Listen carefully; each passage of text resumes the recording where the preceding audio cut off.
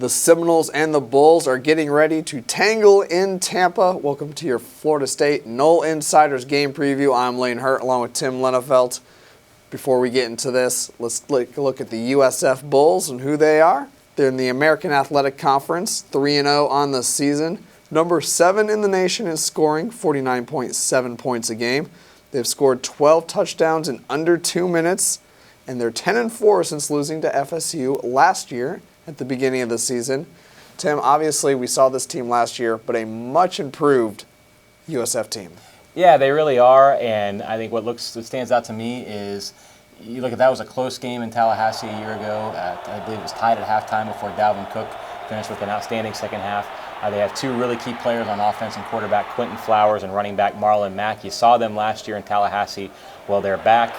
They're playing better than they were a year ago, and they're leading a program that I think a lot of folks feel like is one of the most up-and-coming in the country between their coach, Willie Taggart, who's one of the hot young coaching prospects, so to speak. And they win a lot of games, one of the favorites in the American Conference. So Florida State, after a tough week last week, there's no real rest for the weary. They're going to have their hands full on the road again. Like you said, bluntly speaking, the Seminoles had their pride hurt real bad last week, and it's going to be really interesting to see how this team comes back from that. They are, and again, to reiterate, they don't have time to lick their wounds or feel sorry for themselves. USF's going to be a challenge, but Florida State certainly can hang with them from an athlete-to-athlete talent standpoint. But if the Seminoles are in any kind of fog, any kind of daze, any type of situation where they're not sharp and ready to go, they could again find themselves in a pretty uncomfortable situation because, again, USF is talented. They recruit from the same pools and same high schools in South Florida, in the state of Florida, that Florida State does. So they're familiar with all those guys. A lot of the players who end up at USF and Florida State, they were both recruited by both schools and had to make a decision.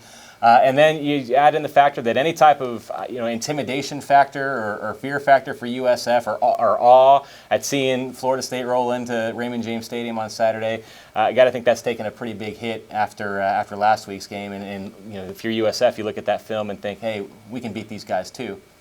Let's get to our stat of the week. Thanks to Pro Football Focus, we're going to look at the defensive line, and here are their numbers on the season.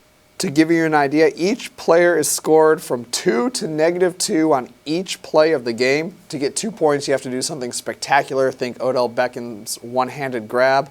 And to get -2, you have to do something catastrophic. Think Mark Sanchez's butt fumble. So these guys on the defensive line, their numbers look great for the season. Like I said, these are season numbers. So quite frankly, Tim, those guys need to be disruptive to really help out this defense. Yeah, they really do, and it's good to see that maybe the defensive line is performing a little bit better than maybe we thought, or maybe it is first apparent when you look at some of when you watch the games live or go back and watch them on your replay. And yeah, look, we talked about the struggles that Florida State had on defense last week, and I really don't think you can overstate just how important the defensive line is to any type of defensive improvement, because it just it rolls downhill, right? If the defensive line can be disruptive and get into the backfield and harass the running backs and quarterback, then that makes the linebacker's job easier, which in turn makes the secondary's job easier.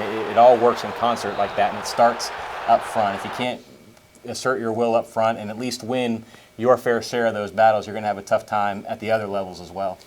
And that leads into our matchup of the week. Not the Florida State defensive line, but with USF's defensive line and DeAndre Senat versus Florida State's interior O-line. Senat leads the nation amongst DTs in run stop percentage at 19.5%. That's courtesy of Pro Football Focus as well. If Florida State wants to run the ball, then you have to find a way to block this guy. They are, and again, that goes back to, like you said, the interior of the line, Alec Eberle, Kareem R., and whoever we see line up at right guard, whether that be Landon Dickerson or Wilson Bell. We'll have to see how Coach Fisher and Coach Trickett decide to roll out that group. But they're going to, no matter how you slice it, DeAndre Senat is a really talented player, was committed to Florida State for a while. If you're a recruiting fan, you remember that. That was a few years ago, and now he's an upperclassman and one of the top interior linemen, certainly that Florida State will face this year. And it takes us back to what I thought was one of the keys of last year's game was getting Dalvin Cook going, especially in that second half, and him chewing up yards, chewing up the clock, keeping USF's offense on the sideline and scoring points for Florida State. Dalvin Cook has yet to have one of those sort of eye-popping games like we've seen, that we got used to seeing last year. We've seen him be productive. We haven't seen him break off some of those long runs, those game-changing type of runs that we got so used to last season, and I think it's going to be an uphill climb again this year against a tough USF front. But if they're able to establish themselves up front and get Dalvin going, then obviously that works in Florida State's favor because they're such a different offense when he's a home run threat from anywhere on the field. There you have it, Seminole fans. It's the Noles and the Bulls, high noon at Raymond James Stadium. And, of course, Seminoles.com and the Nole Insiders will have everything you need for that game. Make sure you check out the 3 keys to a victory on Saturday morning. And then after the game, Tim will have his written analysis. We'll have highlights and post-game reaction from Coach Jimbo Fisher and the players as Florida State looks to get back on the winning track. So for Tim Linnefelt, I'm Lane Hurt. Hopefully I'll have my voice back on Saturday. We'll see. Go Noles.